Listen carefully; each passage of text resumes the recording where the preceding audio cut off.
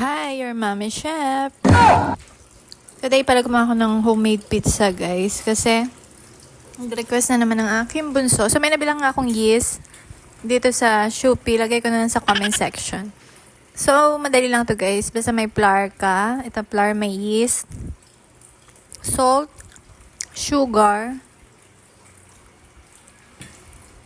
and water. Tansya-tansya lang din ang ginawa ko dito, guys. Para hindi masyadong wet yung flour. Pero pag sumabra kayo ng tubig, pwede yung lagyan ng flour. Tapos nilagay ko na siya sa any bowl na malalim, guys. Then iwan ko siya ng 1 hour in room temperature. Then after 1 hour, ito na nga siya. Ininid ko lang siya saglit, guys. Hindi mo naman kailangan sumakit ang kamay mo. Mga 1 minute lang yan. Pwede na siya, guys. Then after nga, yan, plinat ko na siya ng ganyan na cheese, yung mga ginagamit ko. Kasi mas maganda siya kahit wala kang mozzarella. So, ito na nga, guys. Naglagay na ako ng tomato sauce on top of my dough. Then, ang ginawa ko dito, yung quick melt cheese, guys. Naglagay ako sa gilid. Tapos, yan, kinover ko siya para double the cheese ang labas. Then, naglagay pa ako ng cheese dito sa, ayan, sa gitna niya. Mas masarap to kung merong toppings, guys. Pero cheese lang kasi nandito sa aking kitchen. Then, nagagawa din ako ng milk tea. Ito sago, guys. Nilagay ko sa freezer. Yung natira kasi, guys, ang tagal magpakulo nito. Sayang ang gas, no? So, nilagay ko siya sa freezer. Kasi gagawa ulit ako ng milk tea. Tapos, pinainit ko lang siya. Nilagay ko water and sugar.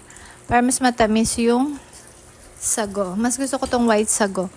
Then, gagawa na ako ng milk tea, guys. Naglagay ako dito ng sago sa aking baso and hot water. And yung chocolate milk tea powder. Naglagay na rin ako dito, guys, ng sugar para matunaw na yung sugar dun sa hot water. Pero kung baso mo hindi naman siya pang mainit, guys, pwedeng lagyan mo ng yelo bago mo siya isalin sa baso na hindi siya pwede nang mainit. So, ayun na nga. Nilagyan ko na ng powder sugar. And then, naglagay din ako dito ng ice para mas malamig. Kasi pag walang ice, walang lamig. Ito na, making my own milk tea at home. Tipid, ang dami pa natirang powder. Kaya kung nagtitipid ka, bili ka na lang ng powder, guys. Ang dami nyo pa magagawa sa bahay. So, ayun na nga. Luto na ang aking cheese pizza. So, ayan, tignan ko yung cheese na nilagay ko dun sa gilid. Tuwang-tuwa naman itong mga bolelets. Enjoy na naman sila. Banding namin, guys, kasi wala silang pasok. Sabado. Ayan, busog na naman ang mga person. Cheat day today. The next week, kambing na naman ulit kami. Puro gulay. And thank you for watching.